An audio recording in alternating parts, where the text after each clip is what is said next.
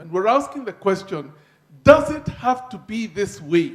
Is there any way that I can get out of this constant 24/7 financial stress that I live with? Does God care? Can He bless me? Can I know the blessings of the Lord financially? Is there another way to live? And we're saying, yes, there is. Let me explain just where we are as a nation and one of my beliefs. My belief is that many of us here, maybe even all of us, are actually receiving God's blessings of wealth on a regular, ongoing basis. Remember what we said last week? That it is money that is suddenly given to you eventually destroys. But the Bible says that he who accumulates wealth little by little is the one who sees the blessings of God's wealth. And many of us are salaried or we're in business, and little by little by little God is giving us our wealth. We want to be given 20 million shillings at one go so that we can feel rich. God's not going to do that. For the majority of us, if He did that, it would destroy us. And so He will give it to us little by little by little, a month at a time. And it's what you do with that that makes a difference. Some of us here are in starter jobs. We're young. We, are in our first job. You're not going to earn much in your first job because you have a lot of zeal, but you don't have much knowledge. You don't have any experience, so nobody's going to pay you much. And you're earning 20,000 a month, and the day will come when you learn more. Your highest tendency is that your highest earning, age is somewhere between 42 and about 58. Those will be your highest earning years for the majority of people. And so if you're 22 years old, you've still got a ways to go, and the 20,000 you earn now is, a starter salary. The most important thing for you to do is to gain the experience, to understand the business, to understand whatever line of profession you're in, and to begin to, as a basis of that, the understanding you get, to begin to increase your capacity to gain wealth. It will come. It's only a matter of time. And if you're 20 years old and you count I'm earning 20,000 shillings, okay, as a starter salary, and you project what will happen over the next 40 or 50 years to the age of 70, with your peak being somewhere between, 42 and 58, and you count up all the money that God will put into your hands over the next 40 or 50 years, it is in the millions. It is a lot of money. It did not come at once. And if you are wise as God gave it to you, you invested it, you made it work for you, you grew it, it doubled, it tripled, it multiplied over the years, so that it's not just what you earned, but what that money did and how it multiplied itself. And if you count at the age of 70 how much money God entrusted to you, you would be blown away, because God did answer your question, your prayer that He would bless you and give you wealth. He just didn't do it at one go. He did it a little at a time over a period of 50 years. Now, these are the statistics of Kenya, okay? Because all of us think of ourselves as poor. Okay, how many here feel, me, I'm poor, I'm not wealthy. I see the wealthy, but me, I'm poor. Who feels that with here? Okay, even the wealthy feel they're poor. Who's with me? Who feels poor? Several of us here feel poor. Let me explain what poor is in Kenya, okay? In Kenya, these were statistics of a survey done in the year 2014 by what is it called? Innovate, okay? The research company that has its headquarters in France, often does the political, research of who's the winning candidate and etc. But they do a lot of research behind the scenes, and one of the ones they released in 2014 was about wealth in Kenya and the wealth index in Kenya. And these were the statistics they came up with. The 1% in Kenya earns 500,000 shillings a month and more per household. Okay? and I'll make this after tax because I think that's what they were trying to indicate. The 1% in Kenya earns more than 500,000 shillings a month per household. In other words, the wife earns, 350,000 and the husband earns 150,000. Together it is 500,000 or more per household. Those are the uber rich 1% in Kenya. I should ask how many of us are in that 1%, but I won't ask, okay? But several of you are, okay? 1% of Kenya earns 500,000 shillings and more per household per month. The middle class in Kenya is made up of 6% of Kenya's population. And they earn between 50,000 shillings and 500,000 shillings per household per month. Okay? 50,000 Kenyan shillings per household per month. Okay? Many of us here are actually the middle class. You are the middle class in Kenya. And there is only 6% of Kenya who earn more than 50,000 shillings a month. They are the middle class. Guys, you are the wealthy of this nation because you earn in that range. Unless you're a student here, or unless you're unemployed, or unless you really don't earn that much money a month per household, okay? So it's husband and wife. The husband may be earning 25,000, the wife 25,000. Together it becomes 50,000. They are part of the 6% of the middle class in Kenya. You are the wealthy of this nation. And when you feel poor and you say that you're poor, you're not. There are many others who look to you and they marvel at the way you dress. They marvel at the shoes you wear. They marvel at where you live. They marvel at the job you own. They marvel at how rich you are because you are the middle class of this country. The third category is now what I would call, the working poor, if I may call them that. They earn somewhere between 500 shillings and 5,000 shillings, between 5,000 shillings and 50,000 shillings per month. 5,000 to 50,000 per month. They make up 43% of this country's population. They're the KYMs, they're the Masons, they're the ones who are doing casual jobs. They make up 43% of this nation. They earn between 5,000 shillings to 50,000 shillings per month per household, husband and wife. Okay? 43%. The poor of this country make up 40% of the nation, and they earn between 5,000 shillings and, between 500 shillings and 5,000 shillings. The poverty line around the world is often stated to be 1 or 1.5 or even $2, per day. $2 per day is 200 shillings per day, okay? And 200 times a working month for those who are casual day laborers like that. They don't get money on Sunday because they don't work on Sunday. And so you multiply that 200 shillings by maybe about 28 days or maybe 26 days, and it comes to less than 5,000 shillings. Those are the poor. They earn less than $2 per month. They're the poor of this nation. And then there is another class that is not often spoken of, and it's called the destitute poor. They earn zero. They're the street boys, they're the street people, they sleep on the streets, they have no job, they never get anything in terms of a salary. Maybe somebody will give them an occasional 10 bob handout, but they have nothing.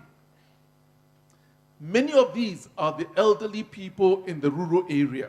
They can't go out to farm, and so they're not able to even get food for sustenance. They are forgotten. Now, their children, if they had children, have moved on. No one cares for them. They are, in depression. Some of them are mentally deranged, and so they couldn't even work if they wanted to. They don't have the energy. They have nothing, and they are slowly starving to death. 10% of this nation is in that category. And so, guys, you are the wealthy. You're not poor. And God is already putting in your hands the very thing you're praying for.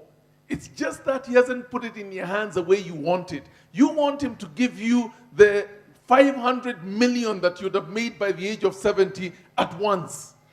And God will not do that because it would destroy you. Instead, He will give it to you a little at a time over the years. And when at the end of your life you count how much God put in your hands, you will be amazed to see how much it was. And you will probably also be equally amazed at how much of it you wasted. So for those of you who are joining us and are new with us today we want to go on to what we're calling the second secret of growing or creating wealth. Last week we said, as was shared with us by our service leaders, that God is a giver of wealth. And so the first place you go to look for wealth is to go to God and ask your Father in heaven to bless you. He is able to create wealth that does not depend on how, intellectually ingenious you are, how able you are in terms of your business prowess, and etc., etc. God gives to whomever He chooses to give, and He can give to you and I because we have been faithful and we have looked to Him as our supplier and provider. And so this is the first starting place. I want us to move on to the second, what I call a secret of wealth. Let me tell you a little story. Two men who both were salesmen who used to sell shoes for the factories they worked for. Two different companies selling shoes, and they were the salesmen sent out to go and look for new markets. Okay? Two different companies. And they happened to be both sent to an island that these companies had never gone to before. And in fact, it was one of these islands that people did not really know about. So both men independently went to the island. And after they had been there just 2 or 3 days, the one wrote back home to his boss, to his factory, and said, many people on this island, but no one wears shoes. And so I'm getting on the flight to come back home. There is no market here. But the second one wrote, and he said to his boss, many people on this island, no one wears shoes. Great sale opportunity. Please send shoes for sale. Same island, same people, same picture, but very different perspective. You see, my dear friends, your perspective on life is going to determine the outcome of your life. This is the way that the Bible puts it. In the book of Proverbs, chapter 29 and verse 18, it's a passage we know well. And I'm reading it in the King James Version. Proverbs 29 and verse 18 says, where there is no vision, the people perish. If you don't have a vision of where you're going, then you will go nowhere. You're aimless. You're as good as lost. You're driving around in circles. Your dreams will die. You have no destination. Without a vision, a people perish. May I suggest that many marriages flounder on this very principle. You see, we get married because we are chemically, emotionally attracted to one another. But that chemical, emotional attraction is not a vision. It's not going to take you anywhere. It will get you in front of the pulpit, and then after that, where are you going to go? It's not a vision. It's not a sufficient vision. Love in and of itself is not a vision. And if you never sit down as a couple and you craft a clear vision of why and where you're going and how you're going to get there, and you agree together on what your life will stand for and what vehicle you're going to use to get where you're going, you're basically aimless. And a lot of marriages are like that. We loved one another, we got married, and then, I guess, we'll have kids. And then, we'll take them to school. And then, they'll graduate. And then, we'll be old then. You're not going anywhere. And I want to challenge you, for those of you who are married here, for those of you who hope for marriage and one day will be married, you must have a vision for your marriage. Sit down together. This was a practice of my wife and I, that we would sit down at the end of the year and we would talk about the next year and what we wanted to accomplish in terms of our parenting of our children, in terms of our creation of wealth, in terms of our income, in terms of our spiritual walk with the Lord. We would set out clear goals that we would, through the course of the year, be working for the sake of our marriage to accomplish. Without a vision, your marriage will perish. But this is also true when it comes to your finances. If you have no vision for your finances, then you are going nowhere. You don't just stumble into wealth. Wealth is created with a plan, little by little, with consistency over a long period of time. But if you don't know where that long period of time is supposed to get you, you will not be surprised to get to the end of it and find you're still living hand to mouth like you used to when you were a teenager, because you had no vision. Proverbs 29:18. Where there is no vision, this is a New American Standard Version. When there is no vision, the people are unrestrained, is how it puts it. The people are unrestrained. And that's you it's talking about. If you have no vision, then the money in your pocket doesn't have a clear goal or purpose for which it will be set to. And what will happen is you will be unrestrained in your expenditure of it. You will eventually end up buying useful, useless things that are just wasting your money because it has no purpose. But you see, if you know you're behind on your rent, and you know you have school fees to pay next month, and you know that you have a loan and a mortgage, already those bills have begun to set a vision for the money in your pocket. I cannot go and buy, this piece of cake at Java for 400 shillings when I know I need to pay school fees next month. The only problem with that vision is that it is a very short-term vision for next month. And if at the end of next month you paid that school fees and there's still money in your pocket, then you will waste your money on that piece of cake. Without vision, you are unrestrained in the way that you spend your money, and you will waste it on things that do not help you get where you need to be. This is why your mother used to say to you, or still says to you, you must always have a project. In other words, be buying a plot somewhere, because that is adding to your net worth and your value.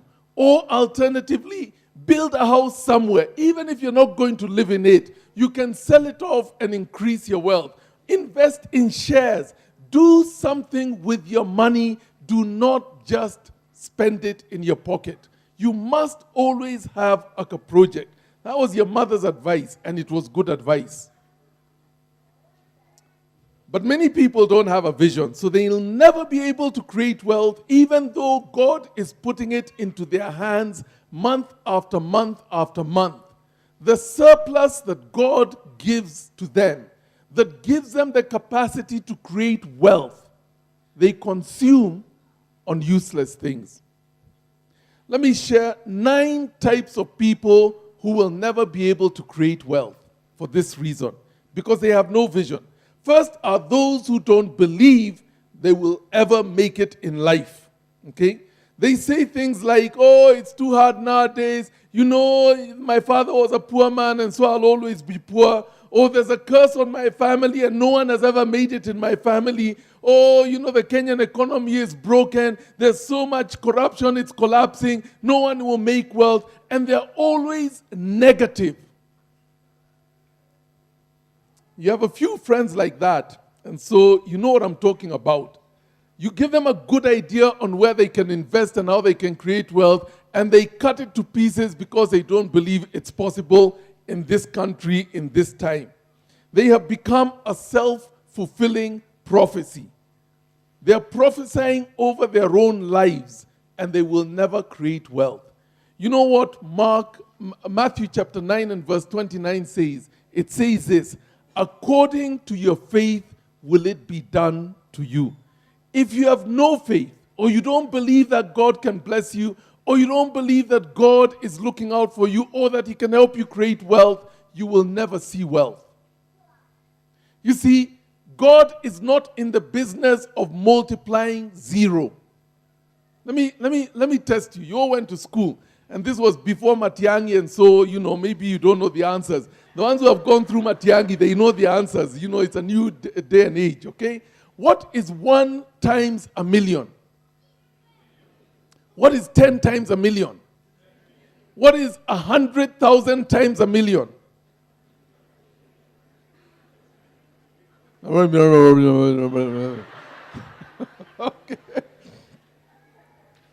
100,000 times a million, okay? It's a real number, okay? It's beyond a trillion. I think it's 10 trillion or something, okay? 10 billion. It's a real number. But let me ask you, what is 0 times a million? What is 0 times 10 million? What is 0 times a trillion? You can't multiply 0. And if you have 0 faith in God, even God does not multiply 0.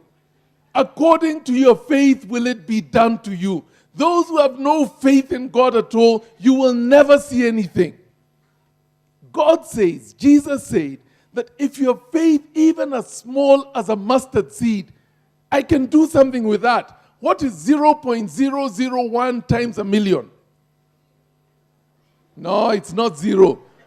Ameanguka mutiani. 0.001 times a million. It's 1,000. There is something, kuna kitu. But you cannot multiply 0. And those who are negative and say it can never be done, and God doesn't bless, they will never see wealth, because according to your faith will it be done to you. Listen to the promise of God. This is in Deuteronomy 28, verse 1 through to verse 10. Moses told the people God's promise. If you fully obey the Lord your God and carefully follow all his commands I give you today, the Lord your God will set you high above all the nations on earth. All these blessings will come upon you and accompany you if you obey the Lord your God. You will be blessed in the city, you will be blessed in the country. The fruit of your womb will be blessed, and the crops of your land, and the young of your livestock, the calves of your herds, and the lambs of your flock. Your baskets and your kneading troughs will be blessed. You will be blessed when you come in, and blessed when you go out. The Lord will grant that the enemies who rise up against you will be defeated before you. They will come at you from one direction, but flee from you in 7. The Lord will send a blessing on your barns and on everything you put your hand to. The Lord your God will bless you in the land He is giving you. The Lord will establish you as His holy people, as He promised you on oath, if you keep the commands of the Lord your God and walk in His ways. Then all the peoples of the earth will see that you are called by the name of the Lord, and they will fear you. We said last week that God is a giver of wealth. God is not afraid of wealth. He is able to give one man, raise another, give wealth to another. He's not afraid of wealth. But there are some conditions that God puts down. He warns us that wealth can destroy your heart. And many have been lost because of their hunger and their greed for wealth. But when our hearts are right with God, and when we're walking righteous before the Lord, then there is no reason why God will not bless you. Now, let me say this. I define wealth as more than just money in the bank. One of the most important quotients of wealth is your health. And if you ask me, Lord, give me health even more than money in the bank.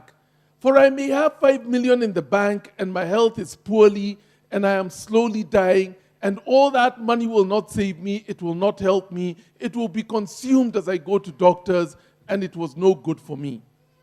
There is that. There is the blessing of God in terms of security, that is wealth. There is a blessing of God in terms of wisdom. Wealth, real wealth, shalom wealth is much more than money. But money is important also. And God is able to give it also.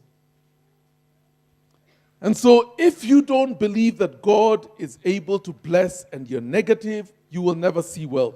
The second set of people who will never see wealth is those who don't take responsibility for their spending. They are always blaming someone else for their financial woes. Oh, it's a Kenyan economy. Oh, it's my mother. Oh, it's the education I got. Oh, it's the weather. Oh, it's my husband. Oh, it's my boss who doesn't pay me enough. They never take responsibility for their state.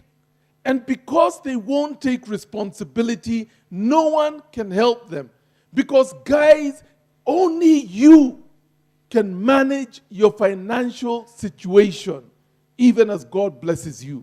And blaming others, blaming your heritage, blaming your parents, blaming your education, blaming the economy will not get you where you need to be. You have to take responsibility. If you want to create wealth, then take responsibility, stop blaming others. Your money will work for others if you keep on blaming others. As you spend it, someone else is getting rich, not you. And you fall prey to other people's schemes to get your money. A fool is quickly parted from his money. And guys, we'll come to this in a moment, but the marketers whose products you see on the billboards, you don't need those products, but since you don't take responsibility for your money, they'll sell you their useless products like the latest smartphone, they'll sell you the credit cards, they'll sell you the latest of this and that, the fashionable things, the new trinkets, but it's all just making you poor. And as you spend that money not taking responsibility, you are on the highway to poverty. And you will never create wealth. There is a third who never create wealth. Those waiting for a benevolent redeemer. Okay? Those waiting for their father to die so that they can inherit his wealth. Okay? Those who are mommy's boys who are waiting for her to meet their financial situation. There's a new class of people that some of you might know who are called a trust fund child. You know what a trust fund child is? I can see some of you laughing. It is that child who sponges on their spouse. They never create any income. They sit and wait for their wife or their husband to bring in all the money, or they wait for their mother or their father to keep depositing money in their account. They do not hold a responsible job. They do not even go out and look for a job, even though they're educated and even though they have been given everything they need to begin earning an income. They live a life of sponging on the trust fund. And the trust fund might be their spouse, or the trust fund might be their mother, or their trust fund might be their father, but they do not earn or create their own wealth.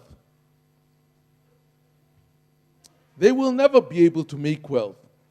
Some of you, single ladies here, are waiting until the day some rich man marries you and your financial problems will be over. You will never create wealth if that's what you're waiting for, because who knows? But then maybe you will not have that husband. And you will realize this at the age of 55 and it's too late now. You waited and waited and waited, and your financial savior never came along. Get on with your life. Fourth, people who will never create wealth. Those who are trying to keep up with their neighbors. Okay? Listen to what Ecclesiastes chapter 4 and verse 4 says. I have also learned why people work so hard to succeed. It is because they envy the things their neighbors have. But it is useless. It is like chasing after the wind. We put a lot of subtle and due pressure on each other to conform to some social norm. And many times, it's because we're chasing something called an image. But the image is just one more way to keep you squarely on the road to poverty, trying to keep up with your neighbor. But you don't know that your neighbor is also happily on the highway to poverty. And you're following after them, trying to catch up with them. You don't realize that new car that they're driving belongs to the bank, not to them. They have not created wealth. They're consumers, and they are becoming poorer as a result of it. But because you have seen they're parking it in their parking lot next to your house, you also want one. So you go and get a loan, and you are happily chasing them down the road to poverty to see who reaches, into the poorhouse soonest. Let me tell you some of the stupid things that we do, okay? And I use the word stupid intentionally. We buy perfume, 4,000 shillings a bottle. If you are feeling convicted, come and confess. 4,000 shillings. 4,000 shillings a bottle. Perfume that no one even notices, but that keeps you poor. My dear friends, if you must wear perfume, let me tell you what to buy. 100 shillings Bint El Sudan.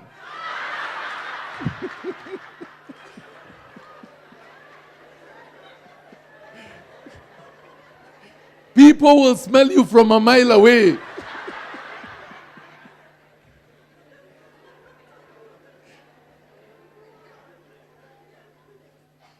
We buy branded clothes and make the designer rich while we remain poor. Guys, we're all wearing shirts here for the men, okay?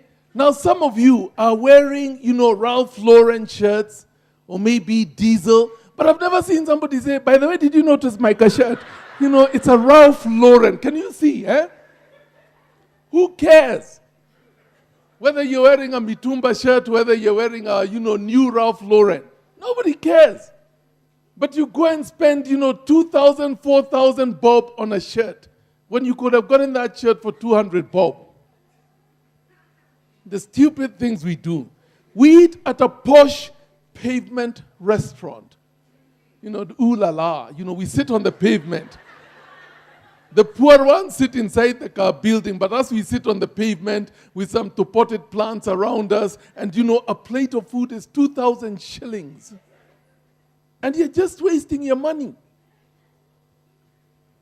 We buy posh 4-wheel drive cars, and then we drive on the tarmac roads of Nairobi. And when you ask somebody, now this big car that you've got, and it's a Prado, it's a Lexus, the big ones, and if you're driving for, the potholes in Rongai, you need a 4-wheel drive. Who are you kidding? Now, it's not bad to buy these things if you have the wealth to be able to buy them and you're not on the road to poverty. But so many of us are trying to keep up with the Joneses that we are buying things we cannot afford, we cannot finance, we have to go for a loan, and they put us squarely on the road to poverty. And you're not fooling anyone except yourself. You will never create wealth. Here, there was an article in the paper some time back, October 2014, Nation newspaper. It said this: when we walked into the Little Red branch on Kimathi Street, Little Red, okay? Little Red branch on Kimathi Street. It was a buzz with activity. 3 male customers were engaged in an animated conversation with the shop's manager. So we decided to look around and see what was on offer. A pair of socks for 3,000 bob. Who has ever told you, hey, boy, take off your shoe, you show me what socks you're wearing, at mine is Little Red. Can you see? 3,000 bob. A leather jacket for 600,000 Kenyan shillings. A pair of jeans for 112,000. A Brioni shirt for 349,000 shillings. and a pair of Salvatore Ferragamo shoes. 275,000 made in Italy. And a Brioni suit, a suit for 700,000 shillings. Give me my mitumba any day. You see, it's silly things like this that cause us never to create wealth. Keeping up with social convention will keep us poor. And the only person who goes to the bank laughing is the guy who sold it to you. Him is creating wealth while you're on the road to poverty. Proverbs 21 and verse 20 says, stupid people spend their money as fast as they get it. Number 5, who will never make wealth. The ones who hang out with the wrong crowds. These are the naysayers who tell you it's a waste of time. You know, nobody is really making money in this country. The cops are too corrupt. The taxes are too high. The economy is going nowhere. The workers are all crooks and so forth and so on. The naysayers, they say that you are the average of the 5 people you spend the most time with. If the 5 people you spend the most time with are all naysayers, you will not create wealth. One of the good things about the little chama you told us about is that you're spending time with people who are committed to create wealth. You will create wealth. Because you're in a circle of people who are thinking that way, who will hold you accountable, and therefore you will create wealth. That's one of the powers of a chama, that you're with people who are on a journey with a vision. But if the 5 people you spend the most time with, the average of them is 0, you will become like them. 6 person who never makes wealth. Those who love window shopping and adverts. Okay? I'm feeling a little depressed, so I'm going to the hub to window shop. Don't fool yourself, my dear friends. You know why they spend so much money on adverts? If you go to the Super Bowl, 30 seconds will cost you, I don't know what it is, 500 million shillings. Why would anybody pay 500 million shillings for 30 seconds? You know why? Because it works. You spend your 5 billion shillings or 500 million shillings on an advert for 30 seconds, but it will all come back to you. Because people will believe what you have told them and they'll go and buy your product. When you go window shopping, there is a reason. Remember, a fool and his money are quickly parted. There is a reason. You remember Nakuma, now it's not there anymore, but go into Karo, any of these others, okay? The way they line things up, they are determined to get your money. They always put the essential products at the back of the supermarket. The milk and, the sugar and etc. They're always at the back. You know why? So that you can walk up all these rows and lines and see all the products, and you will buy something that you did not come to buy while you're going to the milk counter. And then when you get to the line, because it takes a long time, they line the sides with all these chocolate temptations and, cigarettes and whatever else so that they can get more money from you. And I said, but there you be with your children. Mommy, buy me chocolate. Mommy, buy me sweets. All these things are supposedly cheap, but they want you to buy. The supermarkets are very clever. Now, some of you think you're clever. I know where the milk is, and I know I need to get Sukuma Wiki, so I go there, and then I go straight to the milk. So next time you come, they've switched it. So now you pass by new products.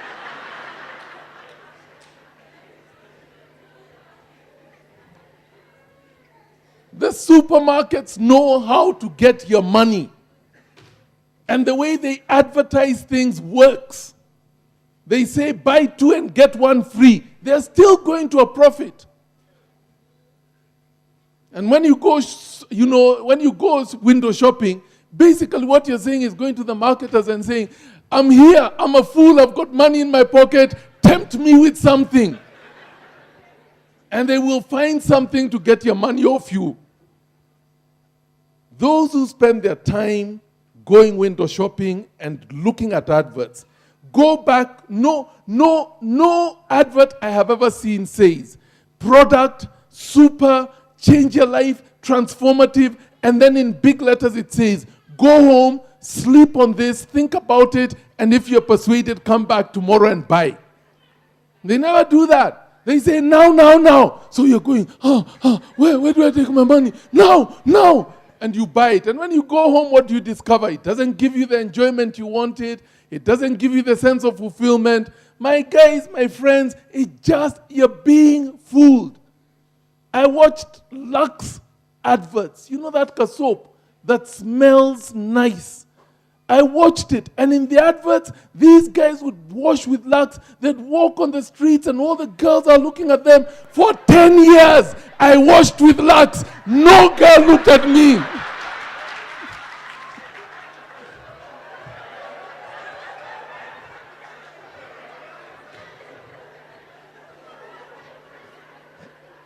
I stopped buying Lux. Now I wash with Panga.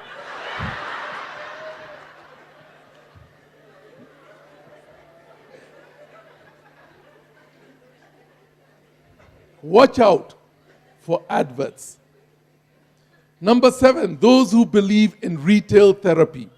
Retail therapy is that therapy where I'm feeling down, I'm feeling depressed, so let me go and buy myself something, shop, a dress, maybe a new pair of shoes, whatever your thing is. Okay, let me go and buy myself something. And when you do, you get this, chemical kick that is in your body that is called dopamine, okay? And because it gives you a pleasure, okay? You get a pleasure kick, and your body releases this dopamine, and you feel better, and you're out of depression because you bought this dress. You go home and put it in the wardrobe, but the truth of the matter is there are too many dresses. And if plastic therapy or retail therapy is what makes you feel good, you will find yourself in poverty. Credit cards and buying things so that you feel good. You will never create wealth. Number 8, those who allow lifestyle creep. If you've not heard the term, lifestyle creep is this. There was a time when my wildest dream in the world was to buy a Vitz. I just dreamt about it. I longed for the day that I could get a Vitz. And the good thing about a Vitz is you don't need a logbook, the receipt is enough. When you want to wash it, you just take it into the shower. But it was my dream car. But after I was promoted at work, and after I started making a little money, I look at the Vitz now and I dharau it. I can't be driving a car like this. Who, me? I have a title manager in front of my name, and I'm driving a Vitz. This is not befitting of my image. And so now I'm going for a Prado. That's lifestyle creep. God increased your capacity to create wealth. And your salary when you were on a Vitz was 20,000. Now it has risen to 100,000, as you have progressed in the organization. But instead of taking 80,000 and going and investing it so that you can create wealth, you go and consume it and buy yourself a Prado. And you are squarely on the road to poverty. That is lifestyle creep. And it's not just that. There was a time when Mitumba were good enough. Bangkok, you're always there. The open air market near Adams and etc. You're always there. But now you cannot be seen in a place like that. You go to Little Red. That's where you get your clothes from. And you're paying those nonsense prices for the shirts that you're wearing. That's lifestyle creep. There was a time when you used to live in Rongai, when you were still poor and earning 50,000. But now that you earn 500,000, you have upgraded to Muthaiga. That's lifestyle creep, and it is leading you to poverty. I had somebody come to the church one day, because we run a scholarship scheme for children from the slums and, who can't afford fees, especially as you find in this season of the year, children who did exceptionally well in the exams, but they don't have fees and they won't go to Alliance and etc., even though they've been, accepted. So we support them, we give them scholarships. And this guy came and told me, Pastor, please help me. I have 2 children in school and, if I don't pay the school fees within the next week, they're going to be kicked out. And I thought, this is a member of the congregation and, we want to be kind to our own. And so I asked him, how much fees do you have to pay by the end of next week. And which school are the children in? He told me the children are in Turi. What is it called? They're in St. Andrew's, Turi, and they each need to pay 700,000 shillings. I thought, duh. Can you move them to my school where my children are, and you won't have a problem? But you see, that's lifestyle creep. The guy can't even afford to have his children there. And he must be making a lot of money to have put them in there. But the guy is squarely on the road to poverty, even though he is being paid a lot of money. Lifestyle creep. If you let it you will never. And then number 9 are those who are discontent. They are not happy with what God is giving them, and they do not have patience. 1 Timothy chapter 6, verse 6 to 8 says, true godliness with contentment is itself great wealth. After all, we brought nothing with us into this world when we came into the world, and we can't take anything with us when we leave it. So if you have enough food and clothing, let us be content. One of the ways that you create wealth is to not raise your lifestyle and your level of contentment. I used to be happy with my Vitz. I was content with my Vitz. Now I'm not content anymore. I can only be content with a Prado. You do that, and you will always be discontent with whatever God gives you.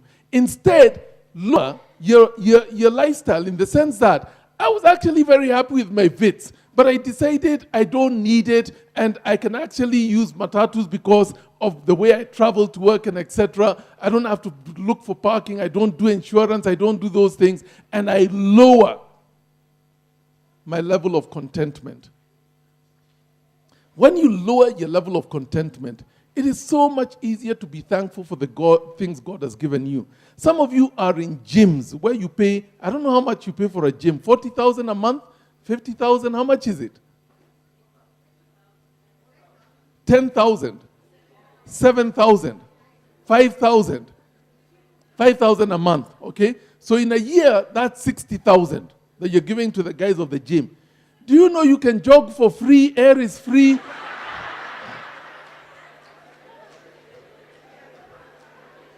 And if you want the weights, find a construction site somewhere and you're jogging and lift the stones, and you get free weights. I mean, guys, you don't have to be in a gym if you don't have the money to be in a gym.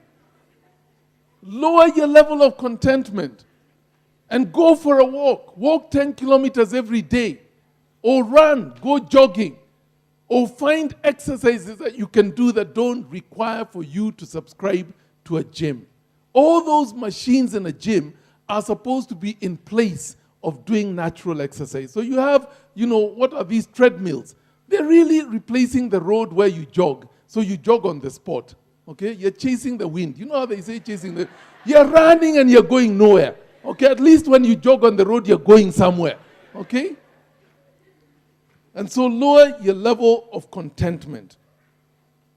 Let me conclude. What I'm saying, guys, is that without a vision, your finances, your ability to create wealth, even the vision for wealth itself will perish because you're going nowhere.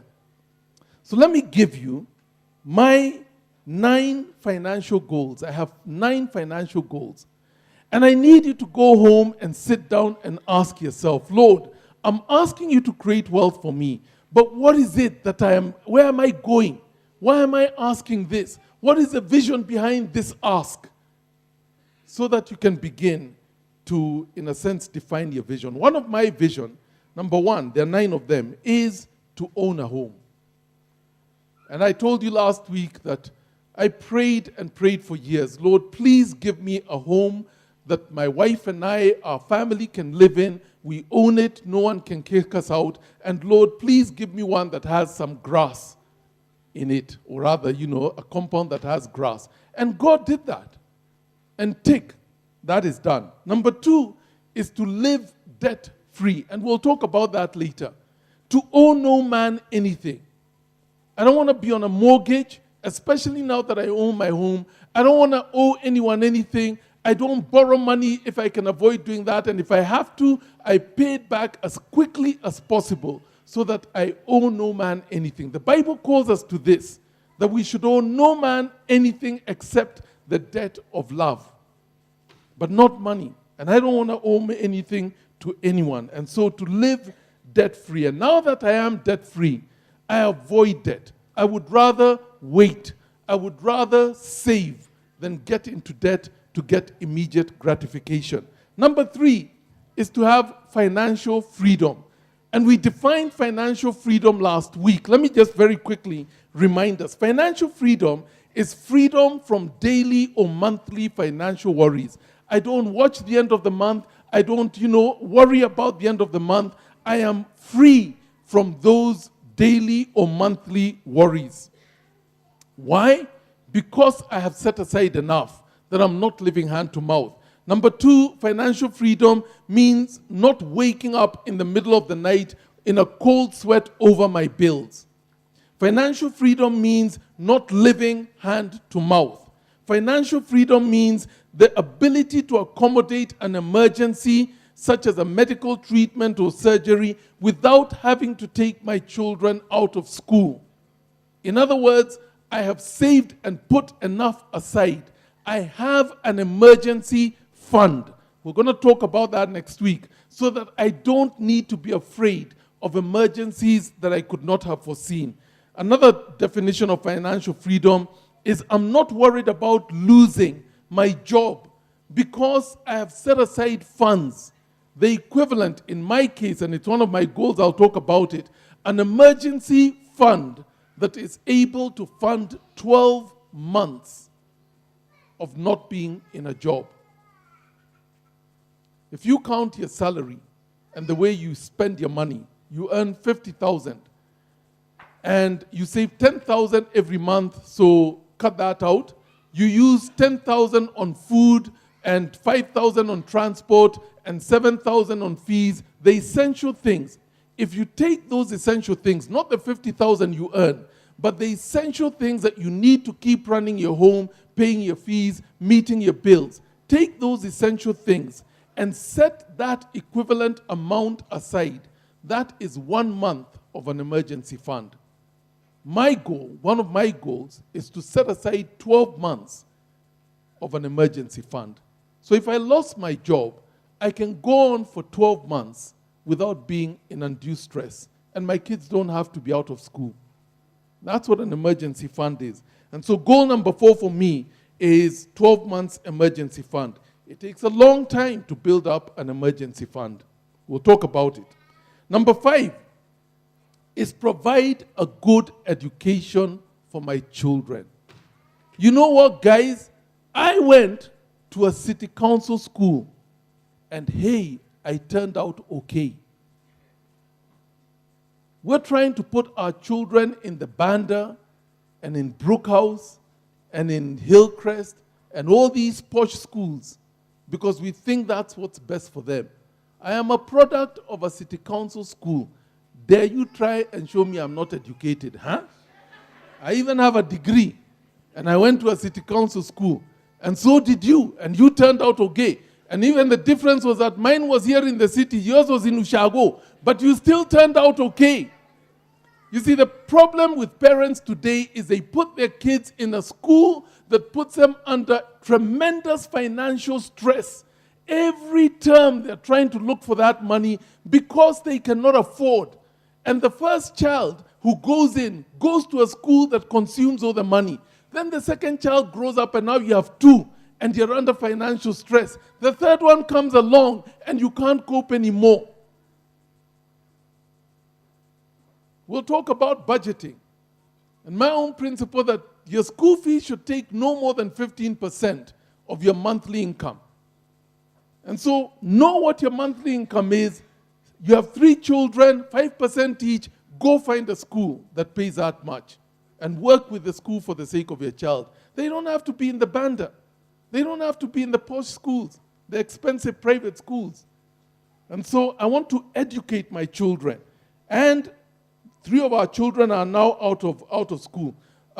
we told our children, we're not taking them overseas for university. I can't afford it. And even if all your friends go, you're going to do local studies here. Your local university here, that one we can manage, we can afford, and you go to university here in Kenya. If you want to go overseas for studies, do that at a master's level. But me, my work as a parent is finished after the first degree. After that, you can do whatever you want. If you can go overseas, fund it yourself, earn the money, find a scholarship, you go. That's your problem now. I'm reaching you to the end of college, and after that, you're on your own. And so that's what educating my children with a good education is. Local university, only up to the level of college graduate. If you don't want to go to college, do a diploma. I'll get you there where you're employable, and after that, you're on your own. In fact, I told them, and you need to do it by the age of 24, because at 24, you move out of house, okay? You're not going to sponge on me. You're an adult now. You move out of the house, okay? Number 6, I want to be generous to the Lord's work. There are 4 ways that I have defined that generosity. Number 1, and this is a personal vision of my wife and I, okay? It's our vision. It doesn't have to be yours. It can be yours, but it's our vision. We want to be generous because we have made a commitment to educate 100 children through our life. And right now we're working to educate 4 children on a scholarship program run by the church that we pay for their fees. We meet the children once every 3 months, once every 4 months when they're on holiday, and we pay their fees and we keep up with them, visit them, mentor them a little, number 1. Number 2 is to raise up and adopt children that we can care for. And so we have 4 adopted children who live in our home and who we care for as our daughters. Number 3 is to build a pastor's retreat house. My wife and I have committed that we want to build a place where pastors can go to rest from ministry, where they are far away from the demands of ministry. And so 3 years ago, we bought an acre of land on the beach in Malindi, and we haven't yet done anything with it, but we want to build a little cottage on it and make it available to pastors at a minimal cost, a maintenance cost, so that they have a place to go with their families and rest without having to expend a lot of money. That's a personal vision. And we're going to use whatever wealth God gives us to do that. Number 4 is to start a benevolence fund, especially for pastors. I have a deep concern for pastors because I've been one for 30 years. I know the pressures that we live with and how often those pressures are unaddressed. And so I want to be able to help in that sense. And by setting up a benevolence fund that I can make available to pastors when they're in financial distress. Those are our personal vision. On top of everything else that is a tithe and generosity and building campaigns and etc. These 4 things we have said, Lord, give us a capacity to do these things so that we would be able to bless the work of God. Okay, goal number 7 is, and this one is my fun goal, we want to visit a number of countries around the world. This is on my bucket list. I get invited to speak all over the world. I've been to Australia, New Zealand, Philippines, Singapore, India, Pakistan, all over Europe, all over the US. I've been to a lot of places.